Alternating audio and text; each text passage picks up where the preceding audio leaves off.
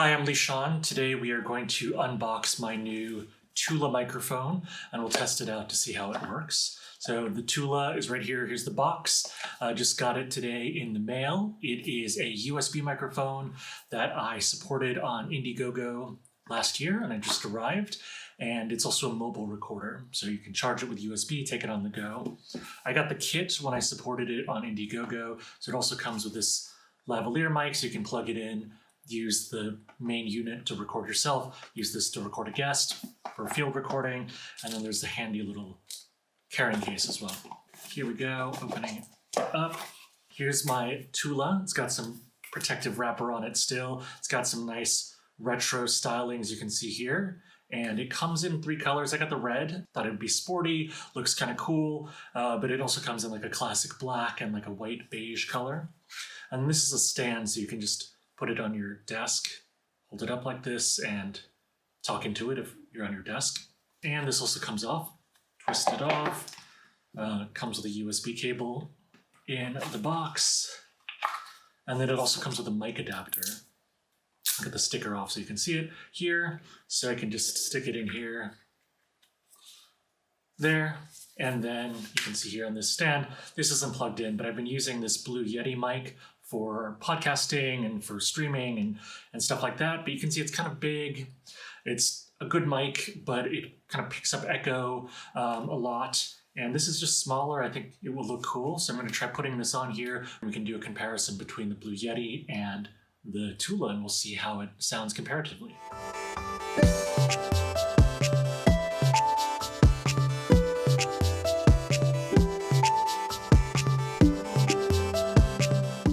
All right, so I've got my Tula plugged in via USB to my computer here, and it's mounted on my mic stand. And I just wanted to give it a test. Talking right now, you can hear it going through the mic, but for the sake of comparison, I'm going to do some different audio setups and read the same text, and you can compare them. This is from a poem by Walt Whitman. Whoever you are holding me now in hand, without one thing, all will be useless. I give you fair warning before you attempt me further. I am not what you supposed, but far different. Who was he that would become my follower?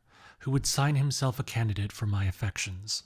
So that was the Tula by itself with no noise cancellation. All right, so I'm back with the Tula again, but this time I have this, you can see from the light, the noise cancellation turned on. This is built into the hardware. It's supposed to reduce some of the noise. I'm doing this at night and I live in a small town, so there's not a whole lot of noise, but there's just the usual stuff around the house, right? The hum and the buzzing of different appliances and things like that. So maybe there'll be a difference. Now I'll just read the same passage of the poem again, and we can compare. Whoever you are holding me now in hand, without one thing, all will be useless. I give you fair warning before you attempt me further. I am not what you supposed, but far different. Who was he that would become my follower? Who would sign himself a candidate for my affections? All right, so this time I am hooked up to the lavalier mic. It's the lav mic that came with the Tula. It's plugged into the Tula, you can see here, but I'm not using the built-in microphone on the Tula. I'm just basically using this with the lav plugged in. And this time the noise cancellation is off again. And so I'll read the same passage and we can hear what it sounds like. Whoever you are holding me now in hand, without one thing, all will be useless. I give you fair warning before you attempt me further. I am not what you supposed, but far different. Who was he that would become my follower? Who would sign himself a candidate for my affections? This time we have the Tula lavalier mic plugged through there, but we do have the noise cancellation on this time, and it was off last time. So one more time with the poem. Whoever you are holding me now in hand, without one thing, all will be useless. I give you fair warning before you attempt me further. I am not what you supposed, but far different. Who was he that would become my follower? Who would sign himself a candidate for my affections?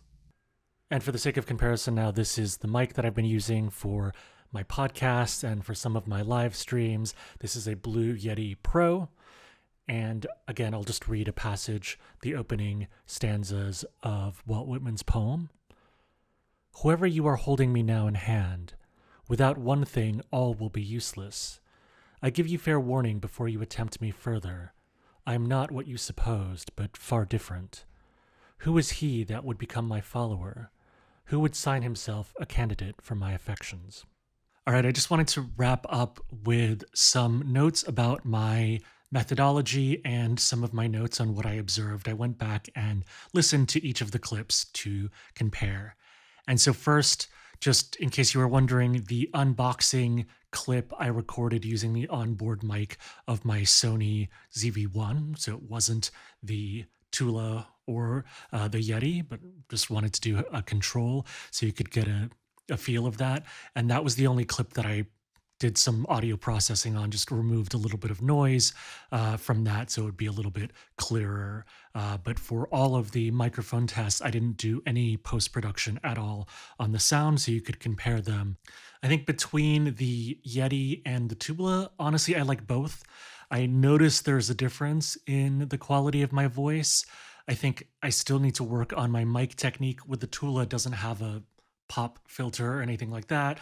I think the Tula needs to be a little bit farther away from my face compared to the Blue Yeti, but I'm just more used to using the Blue Yeti. I've been using it for years. It's like playing a musical instrument that I'm used to. I like the sound of the Tula, so I think I'll get to know it better, and my mic technique will get better with it. So I wanted to note that difference in terms of just my own familiarity and mic technique as part of the comparison as well. In terms of the comparison of the lavalier mic, I did notice there was definitely a noticeable hum that the lav picked up.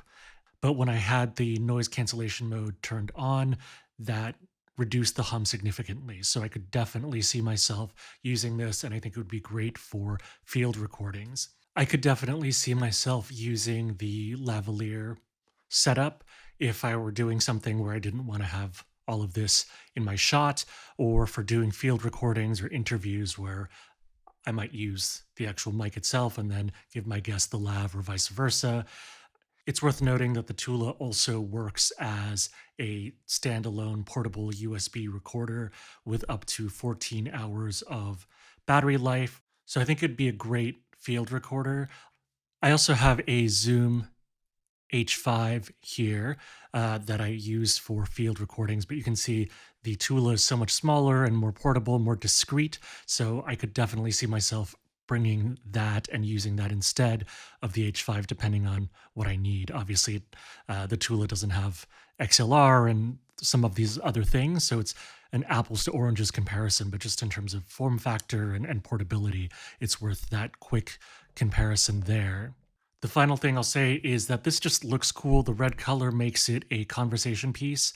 I was on a video conference call between takes of this test, and somebody asked me about it, and it became a little conversation piece. And so if you want to stand out, if you want to make a statement, I think the form factor is just an added plus. So I'm really excited to have my new Tula mic, and I look forward to getting to know it better and practicing my mic technique with it. But I'm really happy with it so far. I look forward to playing with it some more.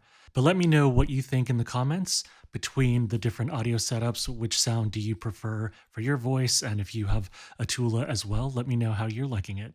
All right, see you next time.